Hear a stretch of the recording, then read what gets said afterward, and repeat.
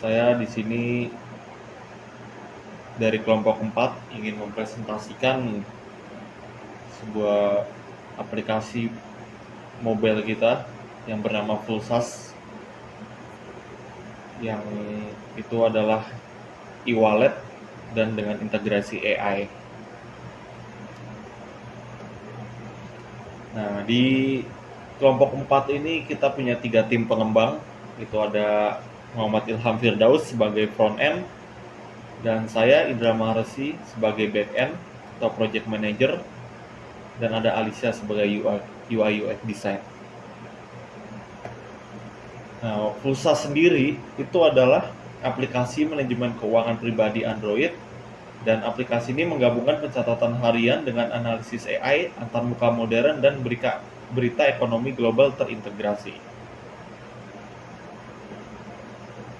Nah, untuk Fullsas text-nya sendiri atau teknologi yang kita gunakan itu kita menggunakan Java, lalu kita pakai Android native, dan UI framework-nya kita pakai XML layout plus material design, dan API eksternalnya kita REST API dan model AI lokal itu kita pakai Gemini.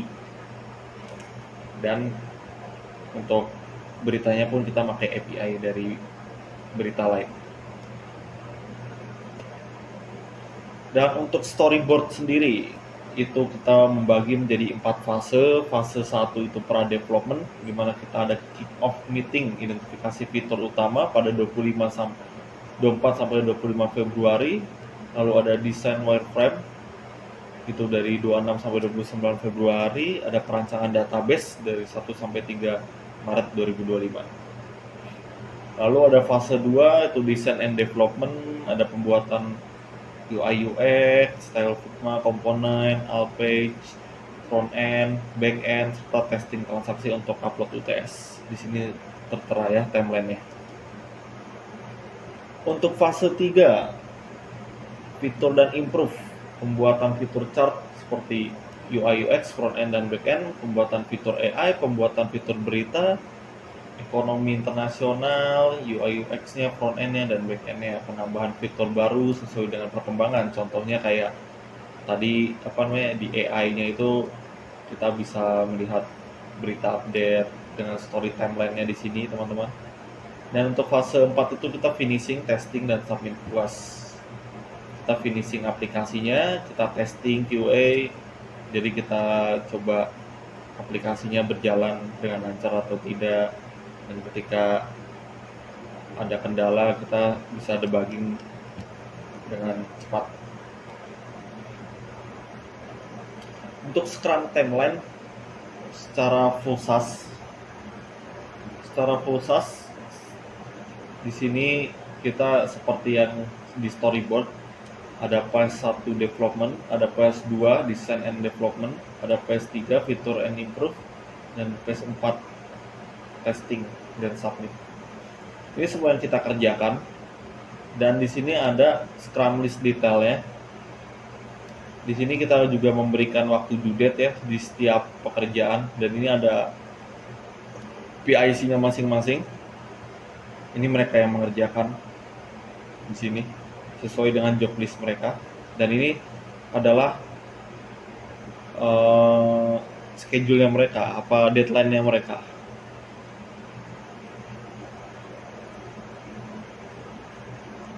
Ini adalah Fullsas Scrum untuk Fullsas sendiri ya, teman-teman.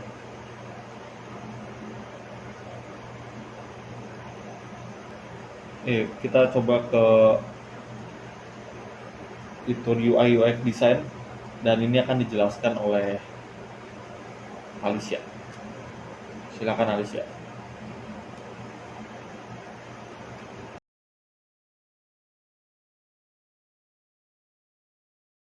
Oke, saya Alicia. Saya akan menjelaskan UI UX Fullsas. Yang pertama yang akan saya jelaskan adalah Scrum. Scrum yang pertama kali saya buat itu adalah welcome page dengan timeline 2 hari, lalu dilanjut dengan check-in page dan login page dengan timeline yang sama 2 hari, dan page-page yang lain dengan timeline yang sama itu 2 hari. Terakhir adalah chat with AI itu di tanggal 12 Februari. Lalu ada lanjutan dari update fitur kita itu di tanggal 4 sampai 7 Mei itu ada update fitur dan juga news page yang baru kita kembangkan. Oke, lanjut aja kita ke bagian wireframe-nya. Wireframe pertama itu ada di welcome page. Di welcome page itu bakal ada logo Pulsas, terus juga ada di bawahnya bakal ada card dengan tulisan welcome to Pulsas. Dan di bawah tulisan-tulisan itu tuh bakal ada dua button. Yang pertama itu sign, juga ada login. Di sign in page ini kita ada logo Pulsas lagi, terus ada card. Di dalam card itu ada form create account, terus juga di login page itu ada form yang sama dengan nama login.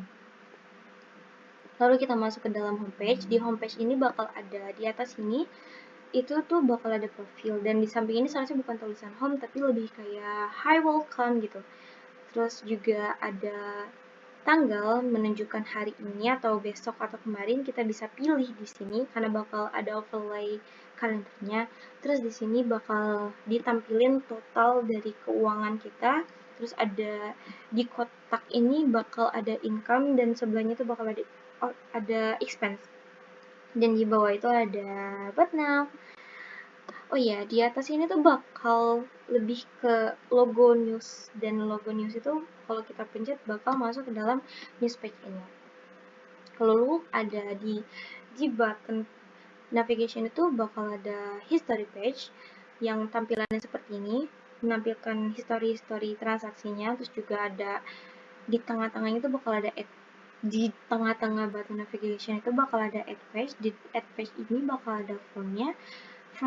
Di sini bakal ada dua pilihan, yaitu bakal kita isi sama income atau expense. Jadi kita bisa pilih dua transaksi yang kita pengen, dan sisanya itu tinggal diisi. Lalu juga selanjutnya itu bakal ada graphic page. Di graphic page itu dari total keseluruhan itu bakal ditampilin. Misalkan pengeluaran kita di bagian sini itu bakal ada di graphic page. Ini adalah wireframe Pulsas. Terus lanjut ke atribut. Di atribut ini tipografinya cuma satu, yaitu retros. Tapi retrosnya itu kita pakai beberapa style, dari yang bold atau regular dan juga light. Dan main colornya itu cuma ada 4, purple, green, red, sama gray. Untuk purple ini lebih ke dominan ke buttonnya.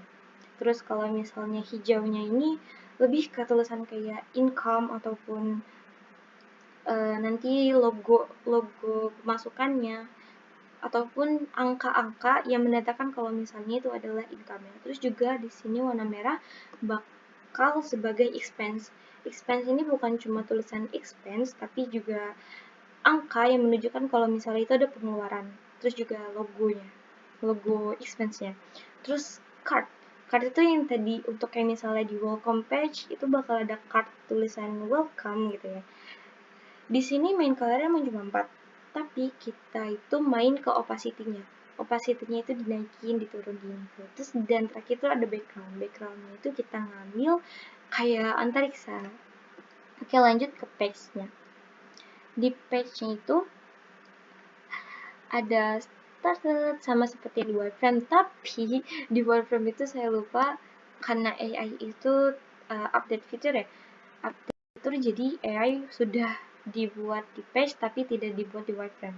Kurang lebih tampilannya itu bakal seperti ini, dan di sini tuh ada overlay baru karena di add page ini bakal ada pilihan. Kayak misalnya kategorinya itu dari income atau expense itu misalkan kita habis top up atau mau top up atau shopping atau online store, kayak misalnya Shopee, kita belanja online gitu. Terus juga ada mungkin pemasukannya. Terus di sini ada rekening. Dari rekening itu bisa dari card kita atau uang cash atau mungkin tabungan. Nanti kalau misalnya setelah kita pencet save, itu bakal balik ke history ini. Dan ini adalah tampilan grafik, lalu ada AI-nya. AI yang bisa bertanya mengenai ekonomi kita sendiri gitu. Terus juga news ini itu lebih kayak global. Mungkin kita lanjut aja ke flow-nya.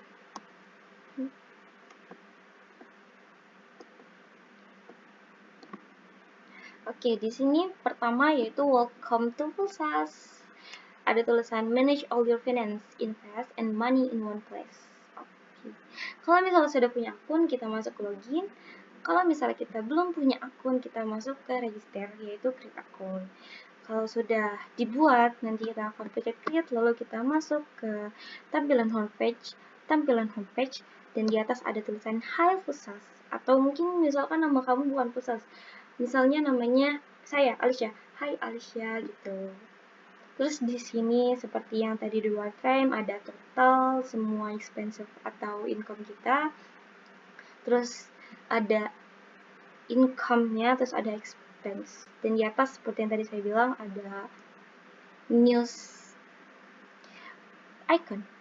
Lalu di sini button navigation itu ada history. History itu tuh, tampilannya itu lebih ke list ya. Lalu ada add page. Di sini bakal ada dua pilihan di antara income dan expense. Juga ada chartnya atau grafiknya. Misalkan tuh ada income, expense, dan total yang tadi, itu bakal ada tulisan di sini. Bakal ada grafiknya di sini. Terus selanjutnya ada AI page. Dan terakhir ada news page. Seperti ini tampilannya.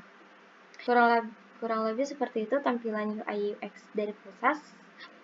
Terima kasih.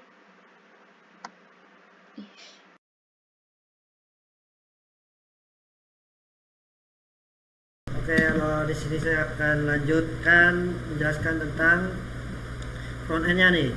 Sini, ini adalah struktur folder front end. Ada app, terus di dalam source, main Java, Pusas Wallet, terus UI. UI ini untuk aktivitas dan fragment untuk setiap halaman. Terus komponen untuk UI modular seperti formulir, tombol. Terus API untuk panggilan endpoint, API dengan retrofit. Terus model untuk kelas data seperti transaction model. Terus di REST layout itu layout XML per halaman dan REST double dan aset, ikon dan gambar aplikasi. Bisa lihat di sini nih. Sorry. Nah, di sini ini tadi di models API, UI, terus layout, terus di double ini menyimpan gambar-gambar. Oke, lanjut. Tutorial ini mengikuti prinsip MVP dengan memisahkan logika data, tampilan, dan indikasi API untuk modularitas. Dan teknologi utama menggunakan Java, XML untuk pencatatan dan kontrol bentuk, MP Android Chat untuk visualisasi data, transaksi interaktif, data picture mengumpulkan tanggal dan data waktu yang mudah. Teknologi dipilih untuk efisiensi ringan dan sesuai standar. Retrofit, komunikasi HTTP ke backend yang efisien. Share preference, menyimpan token login sementara. Intense, navigasi antar activity yang mulus. Nah, di sini nih, yang seperti saya jelaskan tadi di sini. Nah, di build Grails. Nah, kita menggunakan MP Chat, Google Volley untuk memanggil API gitu. Retrofit juga API ini di sini nih. Kemudian lanjut. Di sini komponen dan modul utama. Pertama, autentifikasi pengguna, login register untuk kalau masuk. Kemudian ringkasan dan navigasi, home, activity menampilkan saldo dan navigasi utama. Entry transaksi yaitu ADD transaksi activity untuk menambahkan transaksi baru. Analisis keuangan, analisis activity dengan grafik pemasukan dan pengeluaran. Insert AI atau AI activity untuk menampilkan chatbot rekomendasi atau insight gitu. Terus feed berita, news activity menampilkan daftar berita dari API. Setiap modul memiliki layout XML sendiri, logika pemanggilan API dan validasi input yang terpisah. Nah, di sini nih ada layout di layout semuanya di layout.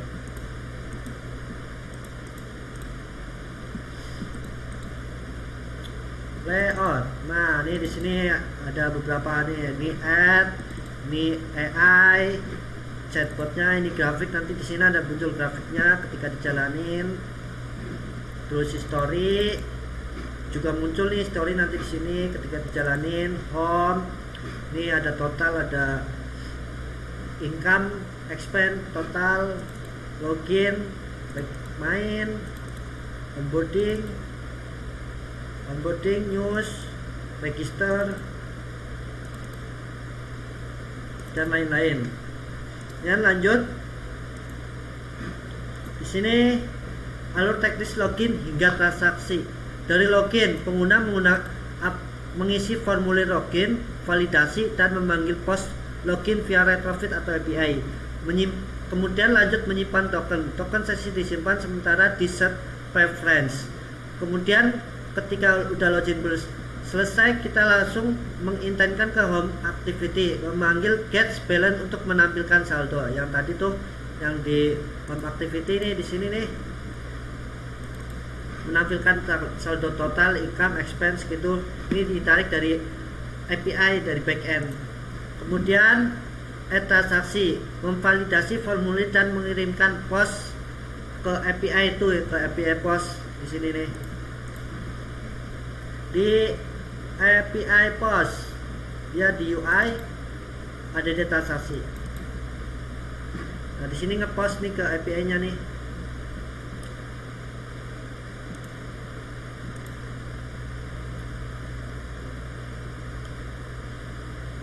Mana ya? Nah ini nih ngepost, ada di transaksi, dia ngepost. Kemudian analis page memanggil get analis untuk menampilkan grafik. Get analis untuk menampilkan grafik. Di sini kita memanggil get analis. Nah nih grafik di sini get nih, API get. Terus kemudian berita news analis mengeget juga sama. Terus rekomendasi AI juga sama. Data mengalir dari input pengguna melalui validasi API dan kemudian di-render dan di UI secara konsisten. Oke. Halo semuanya. Saya akan menjelaskan progres Scrum pada proyek front end full SaaS. Kami membagi pengembangan menjadi beberapa sprint berdasarkan halaman utama aplikasi. Setiap halaman memiliki teks detail yang sudah dikerjakan dan semuanya sudah done. Pertama, kami mulai dari onboarding page. Untuk orientasi penggunaan baru dilanjutkan dengan login page dan register page yang mencakup validasi, input dan error handling. Setelah itu, kami membangun homepage dengan komponen ringkasan saldo dan transaksi terbaru. Kemudian add transaction page untuk fitur tambah transaksi yang lengkap dengan form validasi. Sprint berikutnya fokus ke analis page, memanfaatkan MP Android chart untuk grafik pemasukan dan pengeluaran. Kemudian juga transaction history page untuk menyimpan history transaksi. Kami juga menyelesaikan AI page yang menampilkan insight keuangan harian serta news page untuk menampilkan berita ekonomi terbaru. Seluruh task sudah selesai sesuai timeline. Terima kasih.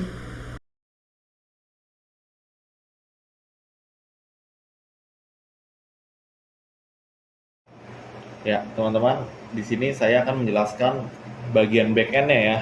Nah, di sini saya akan fokus ke backend-nya AI-nya saja, karena kita untuk mempersingkat waktu, dan saya akan menjelaskan bagaimana AI Gemini bekerja di aplikasi kita. Jadi sebenarnya konsepnya adalah kita mengirim data dan mengirim perintah ke Gemini, diolah di Gemini, lalu respon balik ke kita. Sebenarnya cara kerjanya seperti itu. Sangat simpel sekali kan. Nah, bagaimana cara itu bekerja? Di balik itu kita memerlukan namanya API key dan API URL dari Gemini-nya. Ini kalian bisa dapat di dokumentasi di Gemini. Kayak searching aja di Google dan masih ketemu. Nah, bagaimana AI itu bekerja di aplikasi kita itu untuk secara functionnya itu seperti ini teman-teman. Jadi si user ini dia akan mengklik membuat pertanyaan atau menginput pertanyaan. Nah, itu kita simpan di @user_input yang untuk ke Gemini. Nah, lalu kita kan punya transaksi ini. Kita punya API transaksi, get transaksi yang itu API-nya itu terdapat query dari transaksi user, mulai dari ID, kategori, tanggal, waktu, rekening, jumlah, dan tipe sesuai dengan isi dari histori transaksi. Nah, dari histori transaksi itu atau dari hasil dari dia membuat transaksi, nah itu tuh di convert teman-teman, dibuat JSON teman-teman. Jadi dia dibuat JSON menjadi namanya transaksi history. Jadi data-data history dari user itu dibuat JSON dan jadi nama transaksi history untuk kirim ke Gemini-nya. Nah, oke. Setelah itu, waktu kita send message to Gemini, nah dia menyertakan inputan dari user tadi ditambah dengan JSON-nya kita tadi atau riwayat transaksi tadi. Nah, itu untuk dikelola di Gemini. Nah, ini contoh nih. Di sini ada buat JSON request untuk Gemini-nya. Kurang lebih begini, teman-teman. Nah, lalu ini kan diolah dari API-nya dan itu mendapat respon balik dari Gemini-nya untuk ke kita. Gitu. Jadi ini nih, untuk ini ke flyover-nya. Kalau untuk flyover ketika gagal nanti mereka akan dapat notice gagal menghubungi AI. Nah, ntar untuk misalnya mendapat respon, mereka akan langsung respon sesuai dengan yang Gemini keluarkan. Nah, kurang lebih begitu loh teman-teman, simpelnya. Nah, untuk yang lainnya seperti biasa ya, masih sama menggunakan CRUD dan itu menggunakan API dari segi database menggunakan MySQL. Itu ada 2 jenis tabel transaksi dan user ini untuk akunnya ya teman-teman. Nah, untuk transaksinya ini kita punya struktural kayak kategorinya apa aja, rekening pengeluaran dia dari mana aja atau pendapatannya dari mana aja, jumlah pendapatannya seperti itu teman-teman. Kita menggunakan SQL dan API-nya pun kita menggunakan PHP. Dan untuk Java-nya kita memanggil dari PHP-nya itu tadi. Semuanya terintegrasi ke koneksi.php kita. Ya, oke, itu kurang lebih untuk penjelasan di tadi backend AI-nya ya yang untuk saya fokuskan. Dan kedua adalah untuk di Scrum-nya. Untuk di Scrum-nya sendiri saya sudah membuat scheduling ya. Itu pertama di week pertama. Di week pertama itu saya punya fase bikin database MySQL ya, config. Itu membuat user management, membuat pendapatan, membuat pengeluaran, kategori, setelah laporan keuangan. Nah, itu saya kerjakan sesuai dengan target saya di 25 April ya teman-teman ya. Oke.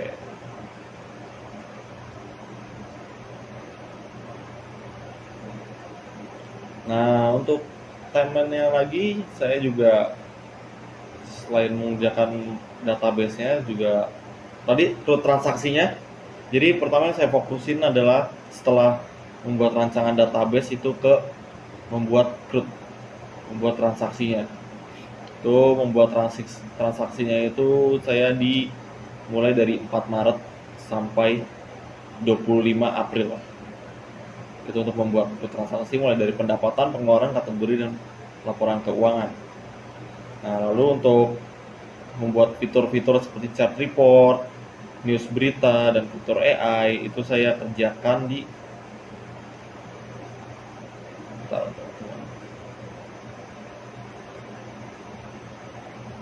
saya kerjakan di 28 Mei hingga kemarin akhir di 20 Juni.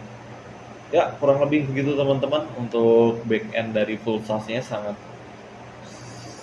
Sebenarnya sangat banyak yang ingin saya sampaikan, tapi karena keterbatasan presentasi kita hanya 15 menit, jadi saya hanya menjelaskan fokus ke backend-nya AI. Ya, terima kasih dan bisa dilanjutkan. Ya, untuk full SaaS sendiri mempunyai digital repo pada alamat link di bawah, dan kita juga dengan senang hati dan jika ada yang berkontribusi untuk mengembangkan full SaaS lebih baik dan lebih maju lagi. Dan kita pun open source untuk kalian dan dapat mengkontak kita juga untuk perkembangan full SaaS lebih baik dan bisa lebih berguna di masyarakat. Nah, background information kita dari Universitas Pelita Bangsa, dan tugas project full SaaS ini sebenarnya untuk memenuhi tugas mata kuliah pemrograman level 2 dengan dosen pengampu Pak Doni Maulana, dan kita para pengembang sendiri adalah mahasiswa-mahasiswa dan mahasiswinya. Ya, cukup sekian dari full SaaS dan terima kasih, dan semoga kita bisa berkembang lebih baik lagi. Oke, assalamualaikum warahmatullahi wabarakatuh. Bye bye.